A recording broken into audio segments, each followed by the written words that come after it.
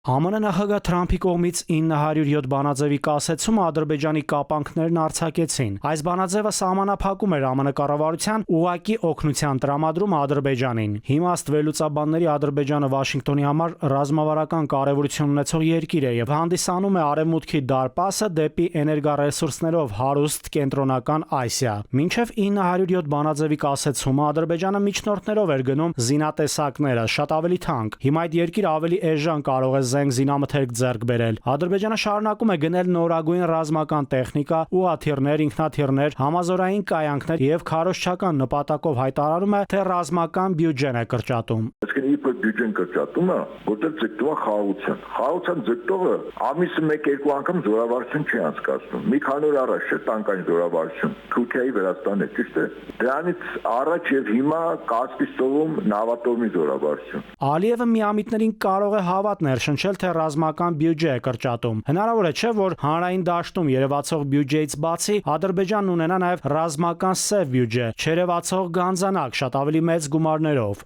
Դիմա 907 բանաձև համելա, ինքնույն զինատեսակները, ասենք 2 անգամ էժան է գնում։ Եվ հիմնական գնորդն էլ Ամերիկայի հետ Ադրբեջանը լինելու Ադրբեջանը նաև ըստ ռազմական փորձագետի Ադրբեջանը չունի խաղաղության ցուցիչ։ Օրինակ է բերում, տանկային միջոցը զորավարժության ընթացքում կիրառելը հարձակողական նկրտումների մասին է խոսում։ Պաշտպանողական պետությունը հիմնականում իրականացնելու զորավարություններ պաշտպանական զենքերով, ոչ հարձակողական։ Իսկ տանկերը հարձակողական են։ Ինքը խնդիր ունի խաղաղության այստեղ երկարատև հաստատման, թե խնդիր ունի տանկերը որպես ինչ որ հիպոթետիկ պետության դեմ կիրառելու։ Եվ այդ հիպոթետիկ պետություններից մեկը առաջինը Հայաստանն է, չէ՞։ Azerbaijan Շարմ el-Շեյխում խաղաղությանը նվիրված կարևոր միջոցառման ժամանակ Թրամփն իր թիկունքում նստած Ալիևին է գովաբանում։ Ալիևն էլ անպատասխան չի թողնում, ռևերանսներ է անում։ Պատահական է փոխադարձ այս գովաբանությունը։ Իսկ ուզում ասի, որ այս տարածքում արդյոք դու ես Հայաստանի հիմա մեկ գույցին չունի։ Միացյալ Նահանգները հիմա մեկ տարածաշրջանում շատ հարցերով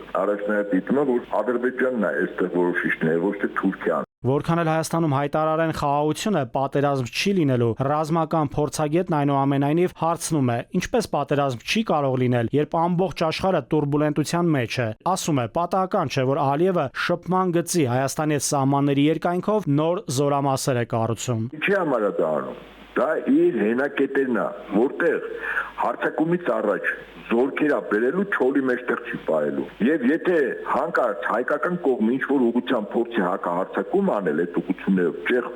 ճեղքումներ ինքը դյուրին կերպով դիմագրավի։ Պատերազմելու որոշումն ըստ ռազմական փորձագետի Բաքվում կամ Անկարայում չեն կայացնելու։ Դրանք ըստ փորձագետի Արևմուտքում կլինեն, ռազմական գործողությունների մեջ ներքաշելով նաև Իրանին եւ Ռուսաստանին։ Նաիրի Մուրադյան, ժամը լրատվական։